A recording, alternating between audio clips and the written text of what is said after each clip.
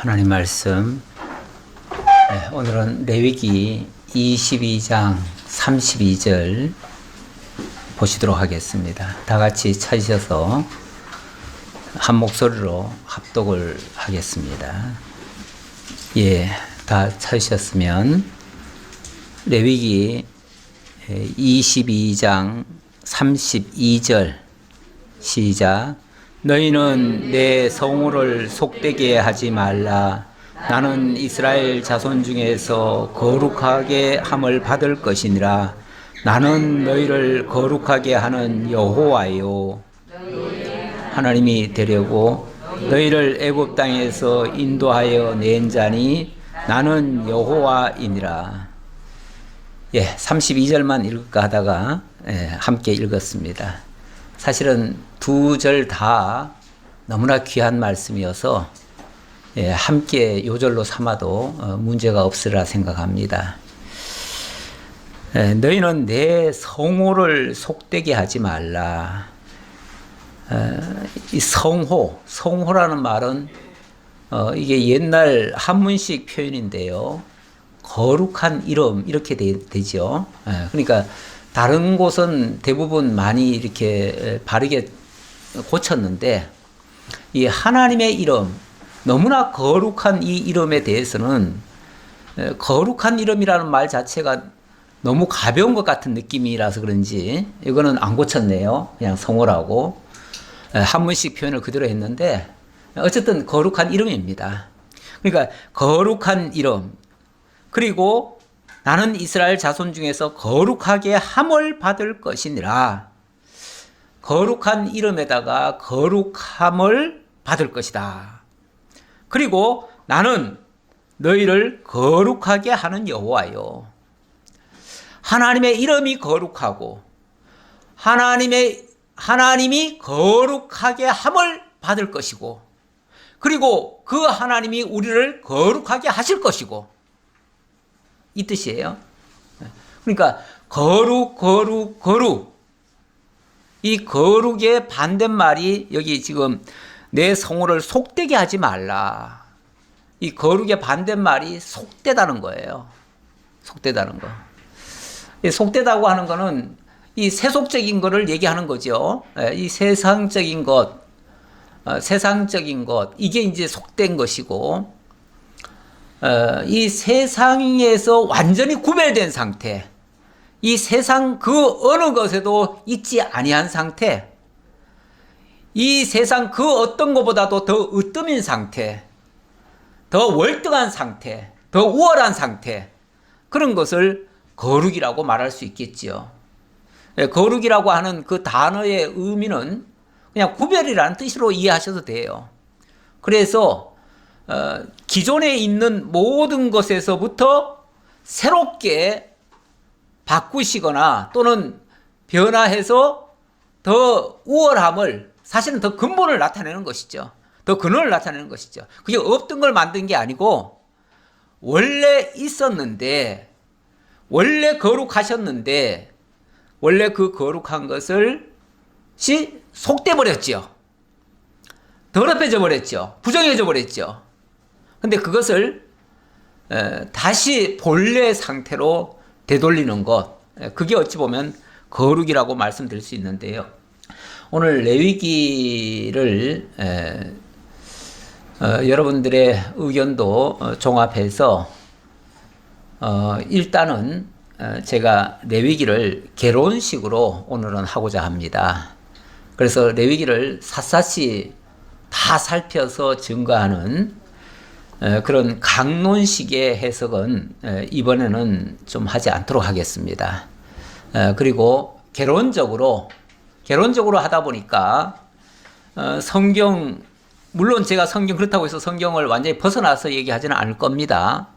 성경 그 자체 안에서 그것을 이야기하되 좀 요약을 하고 좀 축약을 하는 것이죠. 그래서 압축을 해서 그래서 가장 중요한 이야기가 무엇인가를 여러분들에게 알려드리고, 그리고 다음에 이것이 정리된 다음에 다시 또 신약 성경을 이렇게 또 해 드릴까 이렇게 지금 생각을 정리를 했습니다. 예, 그러다 보니까 오늘은 레위기 그 자체의 필요성도 굉장히 물론 강조가 돼야 되겠지만 성경 전체 속에서의 이 레위기의 위치도 좀 살펴보고 이 레위기가 사실 오늘 우리하고 무슨 상관이 있는가 여기에 대한 이야기도 좀 살펴보고요. 그리고 레위기가 왜 성경에 이렇게 기록이 돼야 하는가 이런 것도 좀 살펴보고 그래서 좀 서론적인 이야기를 좀 많이 나누고자 합니다. 그래서 오늘 레위기 서론 제가 몇 가지 문제부터 던져놓고 그리고 시작을 합니다. 자, 오늘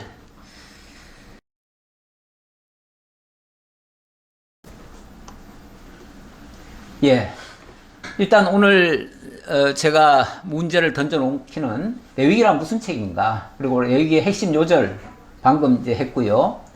레위기와 우리와의 관계는 어떤 관계가 있는가 우리가 왜 이 레위기를 배워야 되는가 이런 의미예요. 이런 말이에요. 그리고 레위기의 기록 목적 분명히 있을 텐데 그 기록 목적을 살펴보고 그리고 레위기는 어떻게 내용이 전개되고 있는가 그 다음에 이 레위기는 이 모세 오경 속의 한 권이거든요. 그런데 모세 오경 속에서 어떤 위치를 차지하고 왜 이 자리에 와 있어야 되는가 이걸 살펴보고 그리고 성경 전체 속에서 레위기 위치는 어떤 것인가 이런 것들을 살펴보고자 합니다. 자, 일단 이 글자 다 깨져 버렸네요. 제가 여기다가 프로그램을 깔았어야 이 글자가 사는데 그냥 이렇게 생겼다고 봅시다. 이게 옛날 글자는 이렇거든요, 원래. 근데 제가 이제, 원래는, 히브리어를 적었습니다. 히브리어를 적었고, 히브리어 성경을 그대로 제가 옮겨왔는데, 뭐 희한하네요. 제가 깜짝 놀랐습니다. 저도.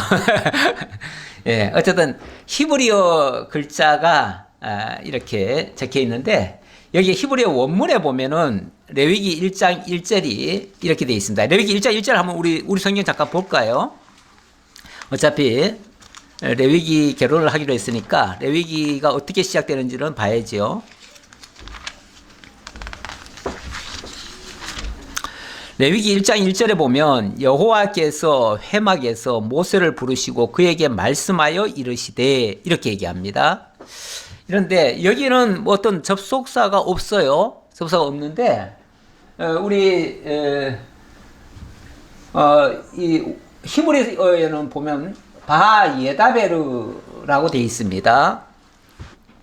그리고 또 바이케라 이 말씀이 있습니다. 이건데 이 뜻은 뭐냐면은 그리고 말씀하셨다. 그리고 부르셨다. 이 얘기예요.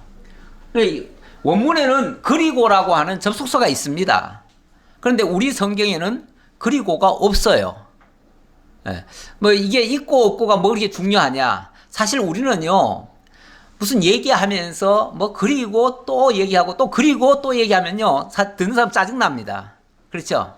그리고 아니 뭐 그리고 뭐 할 필요 뭐 있어? 그냥 계속 얘기하면 되지. 그냥 계속 얘기해. 뭘 그리고 그래? 이렇게 얘기할 거예요. 만약에 제가 말끝마다 그리고 하면은 저는 말을 계속 이어서 하거든요. 이어서 하면은 계속 그리고를 해야 원칙이에요. 근데 그렇게 하면은 듣는 사람이 짜증나요. 그러니까 그리고를 우리말은 대부분 다 생략을 해버립니다. 그러다 보니까 이게 연결되어 있는 말인지 아닌지 물론 문맥을 보면 알 수 있어요. 이건 다 연결되어 있구나라는 걸 알 수 있는데 특히 이렇게 성경이 책이 권으로 나뉘어 가지고 완전히 별개의 책으로 나뉘었으면은 이거는 별개의 책으로 보지 이게 연결되어 있다고는 생각을 못 합니다. 그래서 성경을 이렇게 분리를 해놓고 나면은 이 연결성이 떨어져 버려요. 연결성이 떨어지면 내용의 일관성이 없어지고요. 논리적 통일성이 결여가 돼요. 근데 우리가 진리의 요건을 보면요. 진리의 요건은 항상 일관적이어야 되거든요. 통일성이 있어야 되거든요. 그리고 어떤 원인과 결과, 이론과 실제가 딱 들어맞아야 진리라고 할 수가 있어요. 근데 성경의 말씀이 진리라고 하면은 진리인 증거가 돼야 되는데, 증명을 해야 되는데, 증명할 때 우리가 지금 출애굽기까지 봤습니다. 근데 출애굽기가 진리인 것이 출애굽기 그 자체에서 증명이 다 됩니까? 물론 그 자체로도 증명은 어느 정도는 다 했습니다만은 그 결과가 아직 안 나왔잖아요. 그렇죠? 이런 일이 있었는데 그래서 그 결과가 어떻게 됐다는 거야? 결과를 모르잖아요, 아직. 결과를 모르면은 그 말이 사실인지 아닌지 증명이 안 돼요. 그래서 그 결과까지를 사실은 봐야 이게 진리가 증명이 되거든요. 그러려면 출애굽기가 끝나면 출애굽기에서 끝나서 이제 다 했다, 한 건 다 띄었다, 끝났다 이게 아니고 거기에 대한 결과가 나와야 돼요. 결과가 나와야 되는데 그 결과가 아직 안 나왔어요. 마치 얘기하다 말고 멈춘 것 같아요. 근데 어쩔 수 없이 너무 기니까 끊기는 끊어야 돼, 어딘가. 그렇죠? 제가 며칠 전에 극한 직업인가? 그걸 하나 봤어요. 그걸 봤는데 거기에 뭐가 나오냐면 이 고속철 철길 까는 거를 봤어요. 철길 까는 걸 봤는데 이 철길이라는 게 조금만 이게 뭐 울퉁불퉁하면은 이 고속에 굉장히 이게 지장이 옵니다. 그래서 전혀 끊어지게 하면 안 돼요. 그래서 서울에서 부산까지 가면 서울에서 부산까지 단 한 순간도 끊어지면 안 돼요. 그런데 그 철이라고 하는 게 얼마나 무겁습니까? 그리고 이 거리가 얼마나 깁니까? 이 긴 거리를 어떻게 안 끊고 깔 수가 있습니까? 그렇죠? 포항제철에서 최대로 만들 수 있는 길이가 25m래요. 그럼 25m로 만들어가지고 온 거를 일단은 철도청에서 이거를 300m로 연결을 한대요. 25m짜리를 뭐 한 열 몇 개를 연결하겠죠. 그걸 연결하는데 300m로 일단 그것도 최대로 한번 이어보는 거예요. 최대로 잇는 작업이 보통 일이 아닙니다. 그게 그 무거운 걸 갖다가 쭉 일자로 연결해가지고 그것을 중간중간이 특수 용접으로 해가지고 그걸 이어야 됩니다. 또 절대 끊어지면 또 안 되잖아요. 그러니까 원형처럼 이어줘야 돼요. 원형처럼 그렇게 이어주는 작업을 하고 그 다음에 그 300m짜리를 이제 아주 그 레일로 해가지고 끌고 갑니다. 끌고 가서 그것을 현장에 갖다 놓고 그리고 300m짜리를 또 갖다 놓습니다. 그리고 300m짜리를 또 갖다 놔요. 그리고 300m와 300m를 또 이어야 됩니다. 또 이어야 되는데 여기도 또 특수용접이 들어가요. 특수용접이 들어가는데 정말 단 1mm라도 그러니까 허용치가 1mm래요. 1mm. 예. 그 1mm 이상의 울퉁불퉁하면 안 돼요. 그렇게 정교하게 그것을 이어야 됩니다. 이어주지 않으면은 기능을 못 합니다. 다 무용지물이 돼버립니다. 이어주지 않으면은. 저는 어떤 면에서 우리 성경도 하나님이 기록해 주시기를 창세기서부터 요한계시록까지 기록해 주셨어요. 그리고 이거를 한 책이라고 말씀하셨어요. 이게 뭐 어떤 사람은 66권이다 이렇게 얘기하는데 저는 66권이라고 보지를 않고요. 이거는 한 책이다 이렇게 봅니다. 물론 너무나 내용이 방대하다 보니까 이걸 도저히 하나에다 다 묶을 수가 없어요. 그래서 저자도 1600년에 걸쳐서 40여 명의 저자를 동원해가지고 이걸 기록을 하셨어요. 그러니까 시대가 다르고 배경이 역사적 배경이 다르고 어떤 또 단어도 이 글자도 다 달라요. 왜냐하면은 이게 몇 세대를 지나오면서 하다 보니까 이게 나라가 바뀌어요. 나라가 바뀌니까 언어도 바뀌어요. 당연히 글자도 다르죠. 뭐 히브리어도 기록되고 뭐 아람어로도 기록되고 또 헬라어로도 기록되고 뭐 여러 언어로 기록이 돼요. 그런 것을 이걸 다 연결을 해야 이게 진리가 되는 거예요. 이게 연결이 안 되고 중간에 끊어져 버리면 각각의 성경이 물론 워낙 기니까 이름은 다 달리 했지만은 이게 연결이 되지 않으면은 제대로 이 말씀이 관통이 안 돼요. 관통이 안 되면 거기서 진리성이 증명이 안 돼요. 그래서 저는 이 성경을, 이 끊어져 있는 이 성경을 이어주는 작업, 이것도 굉장히 중요하다고 봅니다. 이어주지 않으면 진리가 증명이 안 되니까요. 그래서 저는 다른 그 어떤 시간보다도 성경이 시작됐을 때나 어느 성경을 새로 시작할 때나 아니면은 어느 성경이 맞춰지고 새로운 성경으로 넘어갈 때 저는 그때가 굉장히 중요하다고 생각합니다. 그걸 어떻게 연결해 줄 거냐, 어떻게 잘 이어주면 그 진리의 말씀이 그대로 연결이 되어지는데 그게 만약에 연결이 잘못되면은 전혀 딴판인 얘기가 돼버려요. 어제까지는 이렇게 얘기해놓고 오늘은 딴소리가 돼버려요. 딴소리가.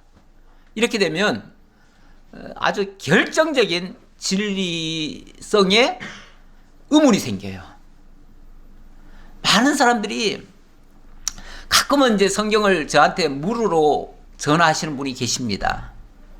그분은 궁금할 적마다 수시로 전화해가지고 저한테 성경을 묻는데 도대체 왜 목사님들이 열이면 열, 백이면 백, 당신이 상담해보는 목사들, 자기가 접해보는 목사님들은 전부 다 딴소리를 하냐고. 다 다른 소리를 한대요. 아니, 같은 문장을 가지고 같은 해석을 기대하면서 물어보면은 다 딴소리를 하신대. 도대체 어느 게 맞는지를 헷갈린다는 거예요. 자기로서는 도저히 이게 설명이 안 되겠다는 거죠. 이해가 안 되겠다는 거죠. 물론 별 문제 없이 여기는 사람이야. 뭐 이렇게 말하면 아 그렇습니까? 아멘. 또 저렇게 얘기하면 아 그렇습니까? 아멘. 이래도 아멘 저래도 아멘 하니까 다 은혜가 되긴 돼요. 저마다는 은혜가 되겠지만 그게 진리냐 했을 때는 어느 거는 맞을 테지만 어느 거는 또 안 맞을 거 아니겠어요? 근데 안 맞는 걸 가지고 계속 또 진리라고 또 우기고 가시는 분들도 있거든요. 이렇게 되면 문제가 심각해지는 거죠. 근데 여기서 물론 그것을 악용을 안 하면 괜찮은데 또 가끔은 또 악용하는 사람들이 있거든요. 그거를 악용해버리면 완전히 이게 이제 하나님의 말씀이 산으로 가버리죠. 진리가 더 이상 증명이 안 되는 것이죠. 이랬을 때가 제일 문제가 되기 때문에 그래서 저는 가능한 성경을 연결해 드리려고 애를 씁니다. 연결하는 것에 어떤 중요성이 있다. 저는 그렇게 보고 그렇게 해서 이어 드리려고 하는 건데요. 어쨌든 원문에 보면 특히 모세오경 같은 경우는 반드시 거기에 접속사가 있다. 그래서 앞의 성경과 별개의 얘기가 아니고 그대로 이어져 있다. 그 사실 내용적으로 봐도요. 출애굽기 마지막 40장 그 34절 이하에 보면 이제 성막이 완성되잖아요. 성막이 완성되고 그리고 여호와의 38절 보면은 낮에는 여호와의 구름이 성막 위에 있고 밤에는 불이 그 구름 가운데 있음을 이스라엘의 온 족속이 그 모든 행진하는 게서 그들의 눈으로 보았더라. 이래놓고 1절에 레위기 1장 1절에 여호와께서 해막에서 모세를 부르시고 이렇게 얘기합니다. 그러니까 앞에 해막 완성하고 그리고 이제 시작하면서 하나님이 모세를 다시 해막에서 또 불렀다. 그 얘기예요. 그러니까 자연스럽게 사실 연결됩니다. 이게 딴 얘기가 아니에요. 그리고 이제 본론에 또 들어가서 얘기하겠지만 제가 이 큰 틀에서 보면 그래서 일단은 요 장면은 1장 1절은 이렇게 해석해야 더 맞다. 그리고 여호와께서 성막에서 모세를 부르시고 그리고 그에게 말씀하셨다. 이렇게 이해하는 게 더 낫다 그 말이고요. 그래서 넘어가 보고요. 그리고 이제 본문 오늘 요절 얘기했으니까요. 요절. 어쨌든 요절은 제가 아까 설명을 드렸습니다. 이 거룩하다는 말이 지금 3번이나 기록이 됐는데 이 레위기에서 가장 핵심적인 단어가 거룩입니다. 거룩이에요. 내가 거룩하니 너희도 거룩할지어다. 이렇게도 말씀하시고, 그리고 하나님이 이스라엘 백성들을 애굽 땅 종되었던 집에서 이끌어내셔서 이곳으로 인도하시는 이유, 그 이유를 얘기할 때도 결국 하나님께서 내 백성을, 그 속된 백성들을, 애굽 땅 종되었던 사람들이니까 다 속됐잖아요. 그 속된 자들을 꺼내가지고 구별해가지고 그래서 거룩한 내 백성 만들려고 그랬다, 그 말이죠. 그게 기록의 목적이기도 해요. 기록의 목적에 그 얘기가 또 나옵니다. 그래서 우리 하나님이 이 거룩하게 하시려는데 당신의 초점이 있어요. 누구를요? 우리를. 당신의 언약 자손들을 거룩하게 하시려고 하시는데, 자, 거룩하게 하려면 방법이 뭐죠? 우리 스스로, 자, 내가 거룩하니 너희도 거룩해라 라고 얘기하면 우리가 거룩할 자신이 있나요? 능력이 있나요? 힘이 있나요? 우리는 거룩할래야 할 수가 없어요. 왜냐하면 구정물 속에서는 아무리 발버둥을 쳐도 구정물을 벗어날 수가 없습니다. 발버둥 치면 발버둥 칠수록 그 물에, 그 탕류에 더 휩쓸리고, 원래는요, 그 뭐라고 그럽니까? 늪이라고 그러죠, 늪. 예. 늪에 빠진 사람이요, 거기서 헤어나오겠다고 막 발버둥 치면요, 점점 더 깊이 들어갑니다. 점점 더 깊이 들어가요. 그 늪에 빠지면요, 발버둥을 칠 게 아니고 힘을 다 빼버려야 됩니다. 어떤 의미에서는 약간 포기하듯이 힘을 다 빼버리면요, 서서히 조금씩 올라옵니다. 올라오다가 나중에 들어 누워버리면은, 편편한 데 누워버리면은 괜찮아질 수도 있습니다. 오히려 살아날 수도 있습니다. 원래 물 속에 빠졌을 때도 막 허우적대면은요, 점점 더 빠져들어가요. 그때는 힘을 빼는 게 물에서 떠오르는 방법입니다. 그래서 우리 인간의 힘과 노력으로 거룩해지는 게 아니에요. 그래서 하나님이 거룩하게 하셔야 돼요. 왜 거룩하게 해야 되냐면 당신이 거룩하니까. 당신이 거룩한데 당신의 사랑을 받을 대상도 당연히 거룩해야 함께 살지요. 그렇죠? 당신이 거룩하신 분인데 더러운 사람과 살겠어요? 그렇죠? 당신이 깨끗한데 더러운 자들과 함께 하겠냐, 그 말이에요. 만약에 그 사람이 귀하게 여겨지고 그 사람을 꼭 내가 정말 같이 살아야 되겠다 싶으면은 그 더러움을 씻어줘야지요. 그렇죠? 더러움을 씻어주려면 먼저 거기서 건져내줘야지요. 그리고 깨끗하게 하시는 작업이 필요하지요. 이 작업이 뭐냐면 바로 제사입니다. 제사예요. 이거를 본문에서는 규례라 이렇게 얘기를 하죠. 규례라고 하는데, 이 규례라고 하는 거는 이 제사 규례죠. 제사 규례. 자, 그 다음 이제 세 번째, 레위기와 우리와의 관계를 보도록 하겠습니다. 우리 참 레위기가요, 구약에서는 어떻게 보면은 함정 같은 말씀일 수도 있어요. 이렇게 쭉 평지 가다가 갑자기 뭐가 푹 빠진 것 같은 느낌. 왜냐하면 여기에 빠지면 헤어나오질 못해. 이게 때로는 위험해요. 때로는. 왜 그러냐면 우리가 성경 읽으라고 하면요, 제일 먼저, 보통 성경을 제일 먼저 접하는 성경이 어디냐면은 마태복음입니다. 왜냐하면 성경 시작하면은 구약은 뭔가 어려울 것 같아가지고 신약부터 읽으라고 그래요. 신약은 쉬울 것 같아서. 그래서 성경을 딱 첫마디를 딱 펼치고 읽어보면 처음에 나오는 얘기가 뭡니까? 아브라함은 뭐 이삭을 낳고, 이삭은 야곱을 낳고, 그 다음에 낳고 이 얘기가 계속 나오죠. 그러면 첫머리부터 뭔가 띵 맞는 것 같은 느낌이에요. 뭔가 재미있는 얘기가 아니라 이거 무슨 이스라엘 족보 얘기, 이스라엘 역사 얘기. 이제 뭐 낳고부터 시작했으니까 이제 낳은 다음에 무슨 얘기 나오겠죠. 근데 이제 뒤까지는 안 보고 우선 그것만 보니까 좀 지겹다. 뭐 이런 얘기를 읽어야 되나? 우리하고 아무 관심도 없는데, 우리는 전혀 우리하고 무관한 얘기 같은데 이렇게 생각이 듭니다. 그러다 보니까 성경에 대한 재미가 뚝 떨어져 버려요. 제가 아까 함정이라고 말한 건 진짜 함정이라는 얘기가 아니라 그런 어떤 늪 같은 곳에 재미없다고 느끼는 늪, 그런 곳에 빠져버릴 수도 있다, 그 얘기죠. 왜냐하면 구약에서 봤을 때는 어찌 보면 레위기가 그 역할을 하고 있어요.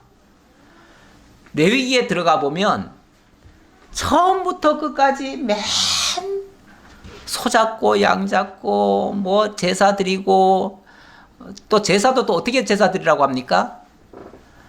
뭐 피를 흘리고 각을 뜨고 뭐 번철에 굽고, 보통 복잡한 게 아닙니다. 그리고 또 어떻게 보면은 이 좀 잔인한 소리 같기도 하지 않아요? 맨 소 잡고 양 잡고. 요즘은요 동물 애호가들도 많습니다. 그렇죠? 동물 애호가들도 많아요. 근데 그 사람들의 시각에서 봤을 때는 이거 뭐 맨 소 잡고 양 잡고, 아니 왜 그런 걸 왜 잡아? 그것도 잡아도 곱게 잡는 게 아닙니다. 요즘 동물 애호가들 입장에서 봤을 때는요, 어쩔 수 없이 동물을 잡더라도 동물에 대한 이해도 좀 갖추라고 그래요. 그래서 고통 없이 좀 죽게 해줘라, 이렇게 얘기를 합니다. 그리고 그 나중에 사람이 먹는 거에 대한 어찌 보면 굉장히 좀 거부감도 좀 있고, 그렇습니다. 그런 것에서 생각해 보면은 이게 정말 참 불편하죠. 불편해요. 한마디로 불편해요. 이런 얘기를 내가 왜 들어야 되나? 이게 우리와 무슨 상관이 있나? 더군다나 구약 시대라면, 특히 또 이스라엘 백성이라면, 혹시 그들은 뭐 그게 어찌 보면 그들의 역사와 전통이고, 그러니까 뭐 그렇게 한다고 쳐도 그들과 무관한, 어찌 보면 우리는 신약시대 성도들이고, 신약시대 성도들이 이미 제사도 다 폐해졌는데 그거 가지고 우리가 왜 다시 배워야 되나? 우리하고 무슨 상관이 있나? 이렇게 생각이 든다, 그 말이에요. 과연 레위기는 그럼 우리하고 무관한 얘기일까? 무관한 얘기면 성경에서 걷어내버려야죠. 걷어내야 되는데, 그런데 이 레위기는요, 사실 우리와 굉장히 밀접한 관계가 있습니다. 어쩌면 밀접한 관계 정도가 아니라 우리가 직접 당사자일 수도 있어요.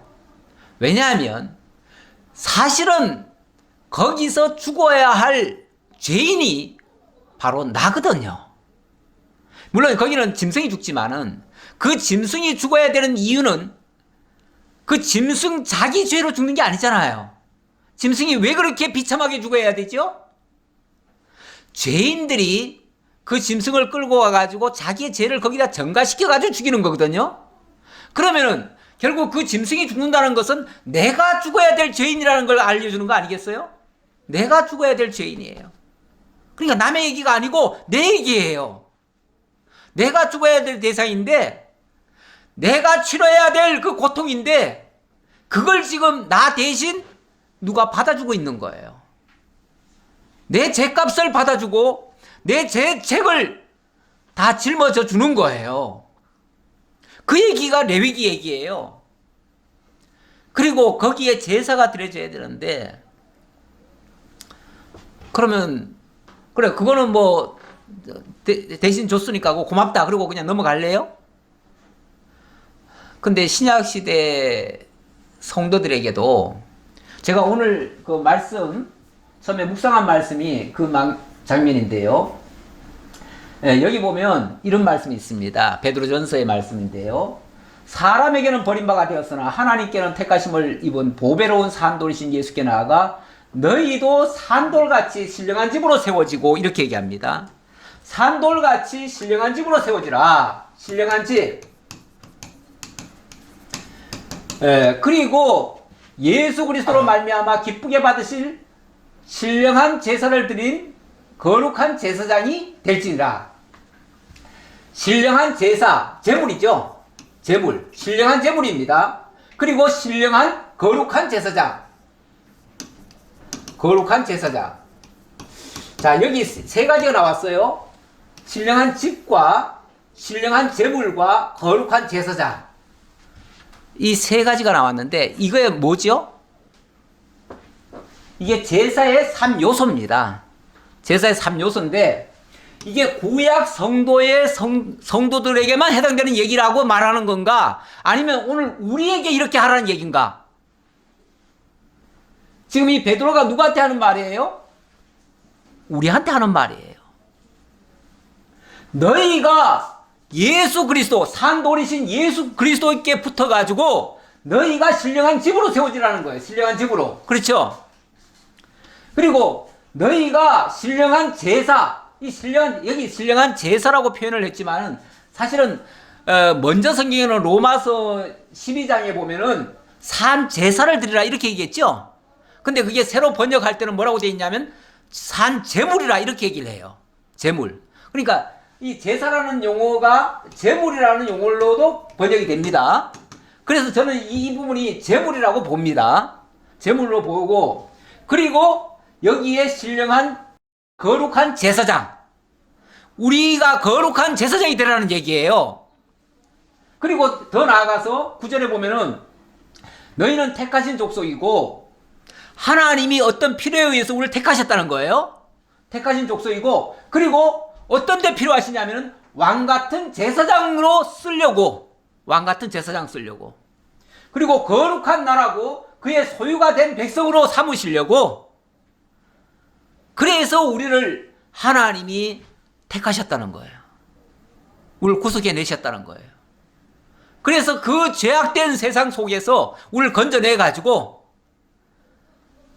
그리스도의 것, 우리를 향해서 크리스찬이라고 그러잖아요. 크리스찬이란 말이 뭐냐면은 그리스도의 것이란 말이에요. 그리스도의 것이라는 게 그리스도의 소유가 됐다는 얘기예요. 이 말은 원래 에클레시아, 이게 다 이제 출애굽이라는 말 자체가 원래 엑소더스고요. 그게 에클레시아라는 뜻이에요. 세상 가운데서 이끌어내 가지고 거룩히 구별된 무리들, 거룩한 무리들이죠. 거룩한 나라, 이렇게 만들어 놓은 백성이에요. 그렇게 된 자들은 바로 이게 제사의 3요소 아닙니까 이게? 그렇죠? 신령한, 원래 제사의 3요소라는 게 성소, 제물, 제사장이거든요. 우리가 신령한 하나님 앞에 드려지는 신령한 제사의 제사장이 됐다는 거예요. 그리고 그 제물이 산 제물이 되라는 거예요. 그리고 그 신령한 집을 우리로 하여금 건축해 가라는 거예요. 이게 어찌 보면 오늘날 신약 교회를 함께 세워가라는 뜻도 되죠. 그런 의미로 우리가 받아들이면 이 구약의 레위기에 나오는 이 내용들이 그냥 구약 사건에서 그치는 게 아니고 오늘 우리로 하여금 신령한 집으로 세워서 신령한 제물이 되고 거룩한 제사장 되게 하는 일이다 그 말이에요. 그렇게 해서 우리가 산 제물로 하나님께 향기로운 제사를 드리도록 이렇게 만드신다 그 말이에요. 그렇게 하는 데에 어찌 보면 구약의 내용은 모형과 그림자인 거죠. 그게 예표적인 모습들이죠. 그러니까 오늘 우리하고 똑같지는 않아요. 형식이 똑같지는 않아요. 그러나 그 의미는 동등하다 그 말이에요. 의미는 동등하다. 그러니까 레위기를 보면서 우리는 신약시대에 우리 하나님이 참 대제사장은 예수 그리스도십니다. 그래서 이 모든 제사 온전히 드리신 것은 예수 그리스도가 하셨습니다. 하시고 우리에게 그 길을 따라오라는 거예요.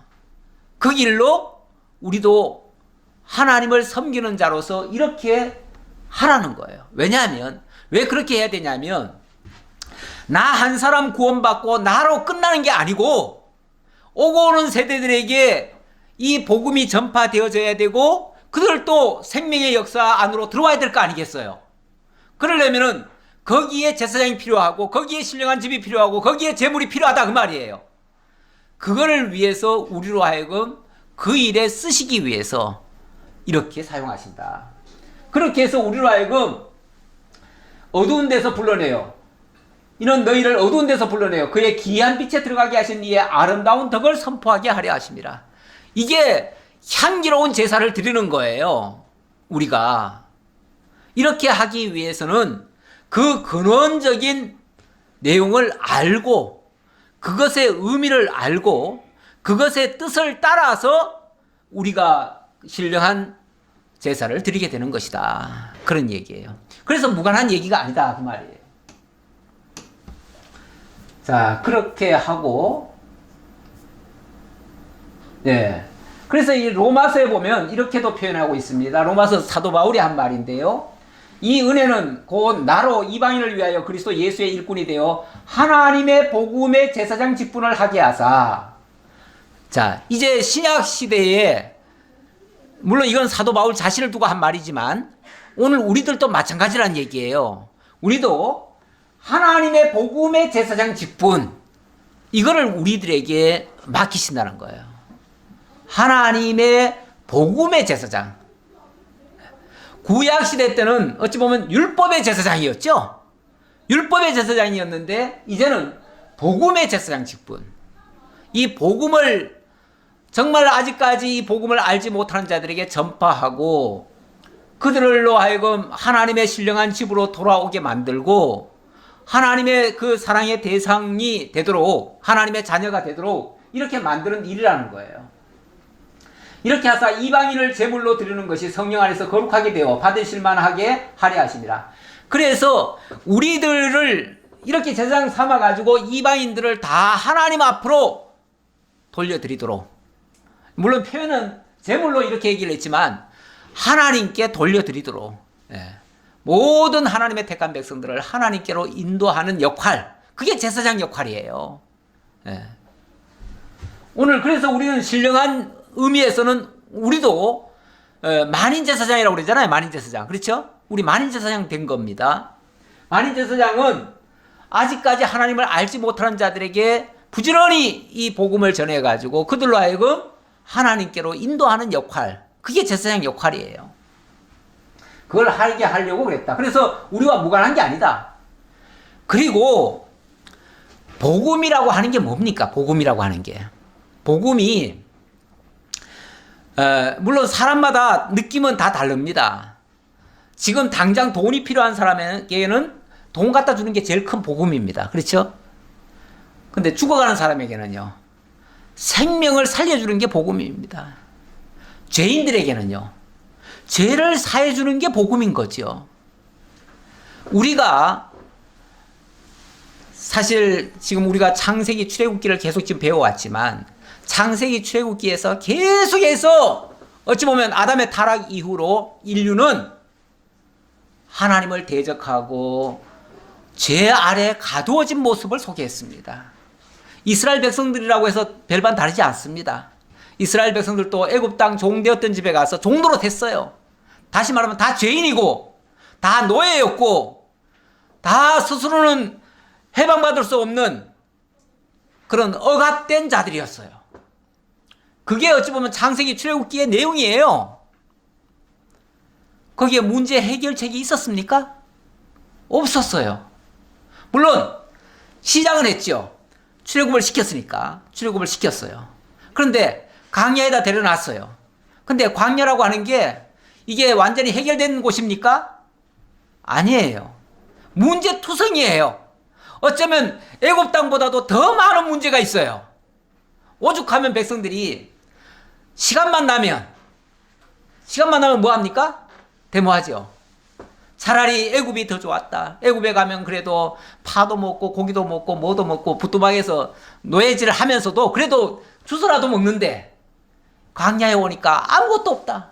아무것도 없다. 그러니 차라리 애굽이 더 낫다. 이렇게 외치죠. 그러니까 문제 해결이 된 게 아닙니다. 다시 말하면 창세기 출애굽기는 문제를 던져놨지 문제가 해결된 게 아닙니다. 모두가 다 죄인이라는 사실만 증거를 했지 그 죄에서 해결될 방법을 못 찾았어요. 그렇죠? 못 찾았어요. 근데 레위기는 무슨 내용입니까? 제사입니다. 제사예요.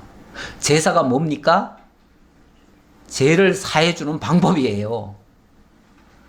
그러니까 모든 사람이 다 죄인 됐는데 그 죄를 해결해주는 내용이다 그 말이에요. 그러니까 지금까지 어찌 보면 다 율법적으로 지금 얘기해온 거 아닙니까? 근데 레위기에 딱 들어오니까 이게 복음이 되는 거예요. 죄인들에게 죄를 사해주는 방법을 제시한 거예요. 이게 복음 아닙니까? 저는 그래서 구약 성경 중에서 최고의 복음은 레위기다 이렇게 봅니다. 네, 레위기예요. 근데 이 레위기가 사람들에게 오해가 되고 있어요. 지겹다. 듣기 지겹다. 맨 소잡고 양잡고 뭘 그렇게 맨날 갖다 바치라 그러고 뭘 그렇게 맨날 죄인이라 그러고 사람들이요. 내가 죄인이지만 누가 저보고 이 나쁜 놈아 그러면요. 저 발끈합니다. 그렇죠? 그래. 맞아. 나 죄인이야. 이렇게 고백하는 사람은 거의 없습니다.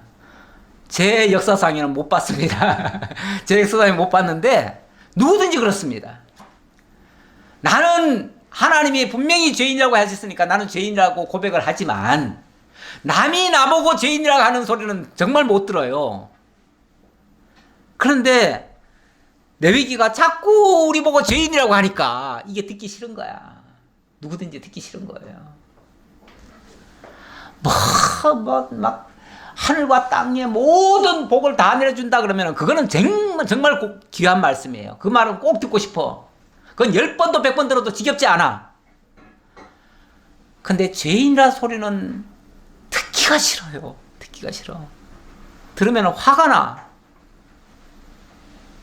이게 진짜 죄인이라는 증거입니다. 이게 진짜 죄인이라는 증거예요. 그렇죠? 이미 의인된 사람은요, 죄인이라고 해도 웃어요. 그렇죠? 맞아요. 저 죄인이었어요. 그런데 지금 하나님의 은혜로 지금 구원받았어요. 너무 좋아요. 이렇게 나올 거 아니에요. 그런데 한 놈이 찔린다는 식으로.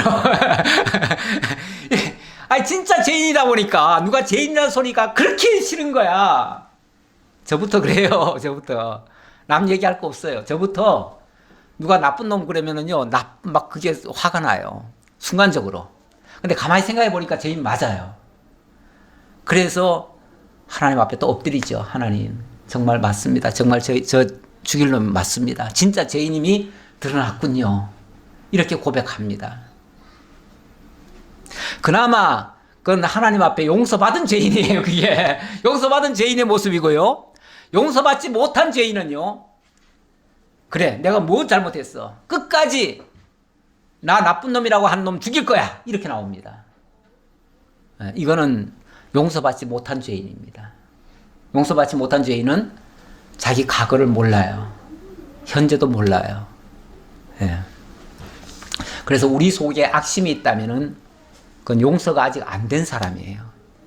근데 악심이 다 사라지고 누가 뭐라고 하면 그게 고백이 되어지면 하나님께로부터 용서받았다고 하는 증거예요. 그래서 정말 어떤 면에서 감사한데 레위기가 바로 그걸 지적하고 있어요.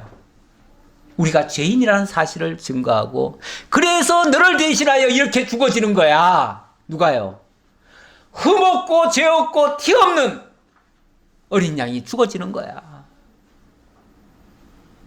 그런데 알고 보니까 그거는 하나의 모형과 그림자였고 실체가 우리 주 예수 그리스도였다는 거죠. 예수 그리스도가 나를 대신하여 죽어주셨다. 아이고, 알고 보니까 너무 감사합니다. 너무 감사합니다. 나같이 영원히 버려져 마땅한 이 존재가 이렇게 나를 대신해서 저렇게 내 모든 죄의 짐을 다 짊어지시고 그리고 대신 불 속으로 들어가시다니 가거이 떼어주시다니 너무 감사합니다. 내가 흘려야 될 그 피를 대신 흘려주셨으니 너무 감사합니다. 레위기 속에서 그 말씀이 증거가 되는 거예요. 그러니 사실 레위기는 저는 그래서 구약 성경 중에서 복음 중에 복음이다 이렇게 봅니다.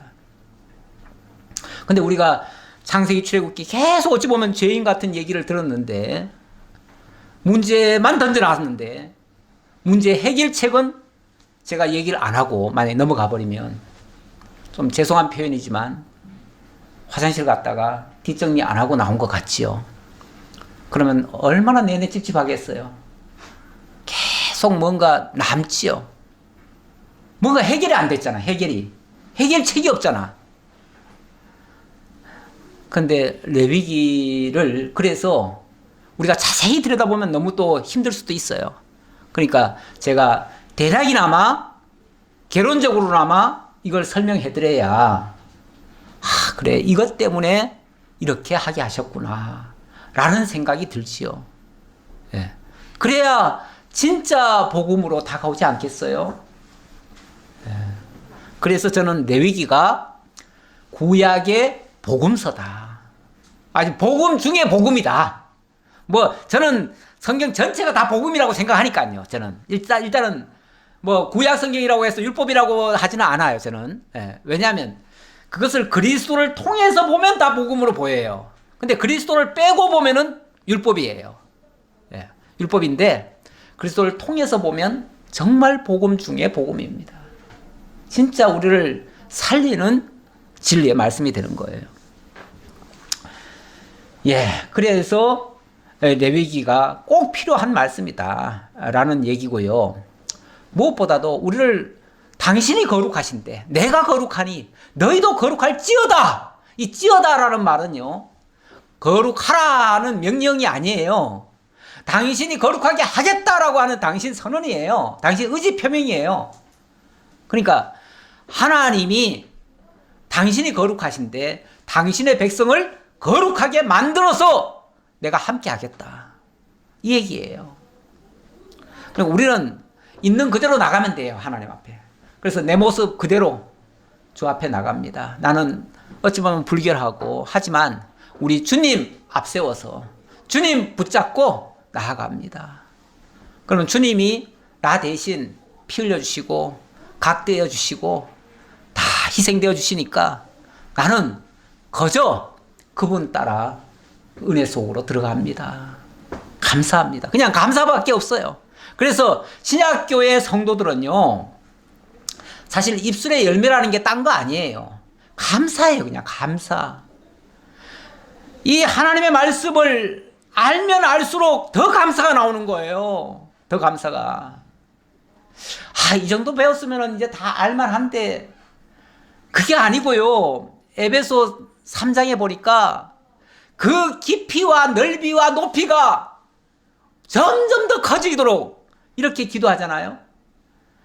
이게 한도 끝도 없어요. 사실은 한도 끝도 없어요. 하나님의 은혜를 우리가 샅샅이 보면은 계속해서 나옵니다.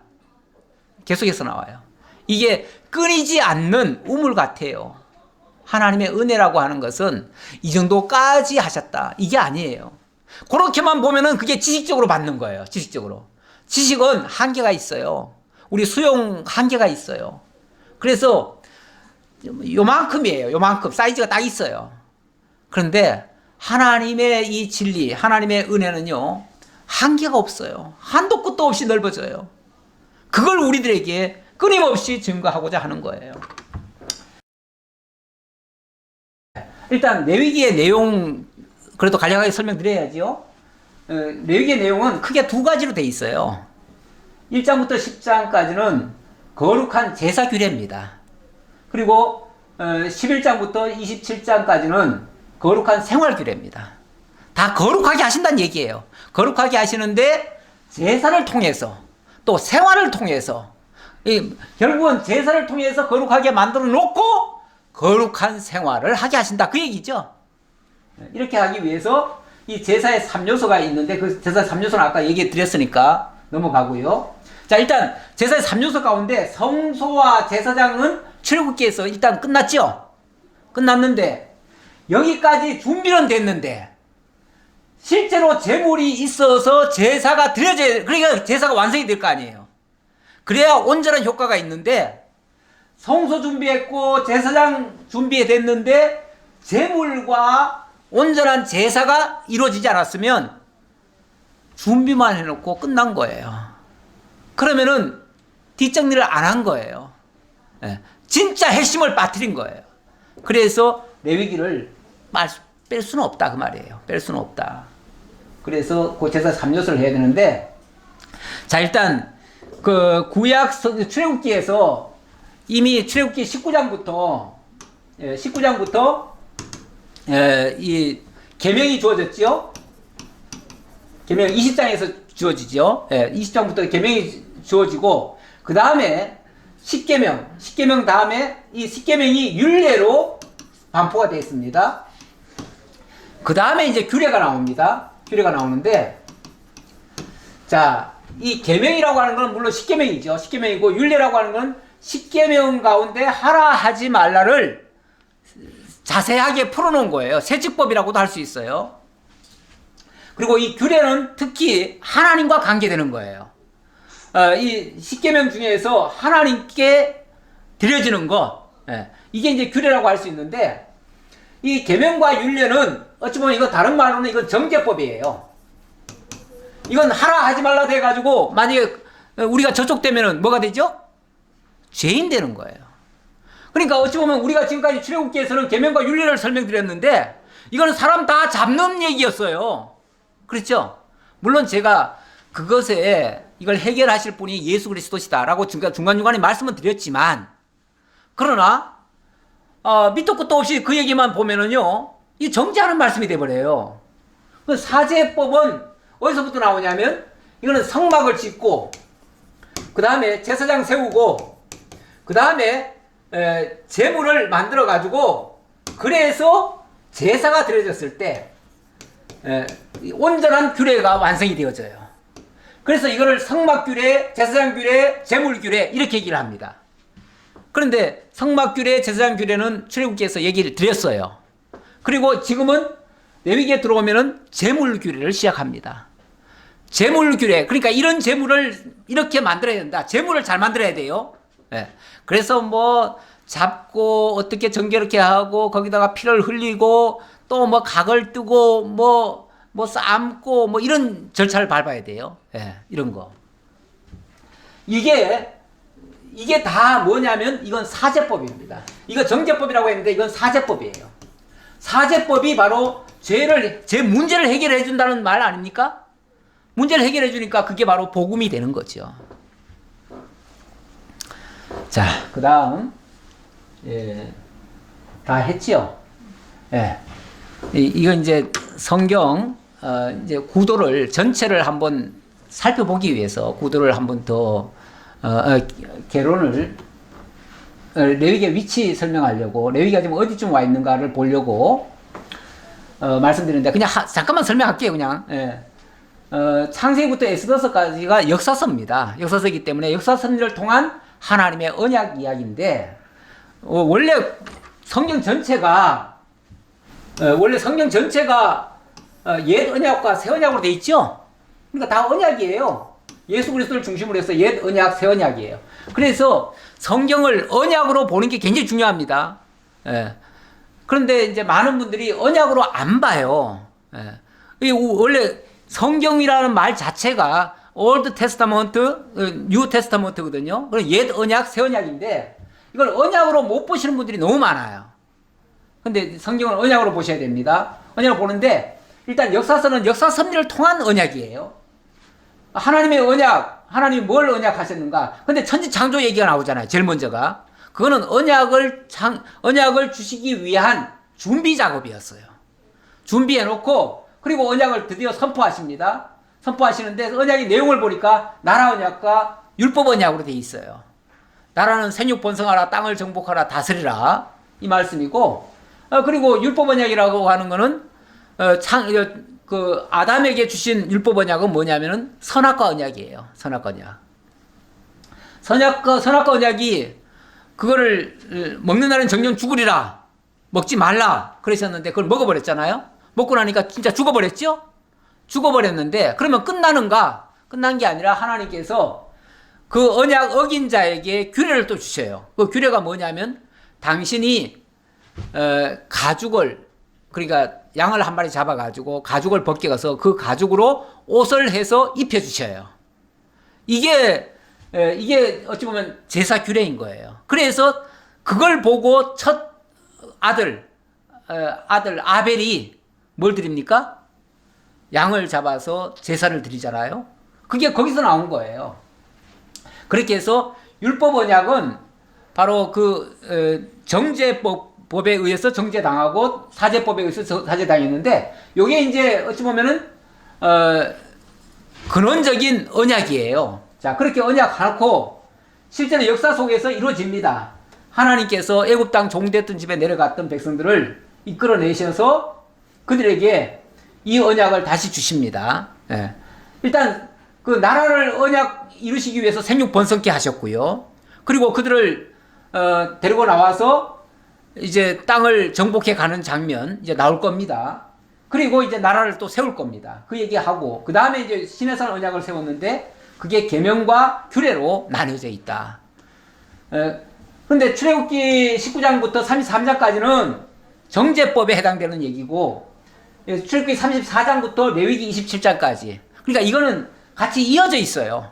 이어져 있는 내용이 바로 사제법이다. 이 얘기를 말씀드리겠습니다. 제가 너무 간략하게 말씀드렸는데 나중에 또 기회가 되면 또 뭐 말씀드리고요. 이 정도로 말씀드리고 오늘 말씀은 마치도록 하겠습니다. 자, 오늘 마치면서 제가 마지막 결론적인 얘기만 하나 할게요. 뭐 이미 다 말씀드린 얘기긴 합니다만은,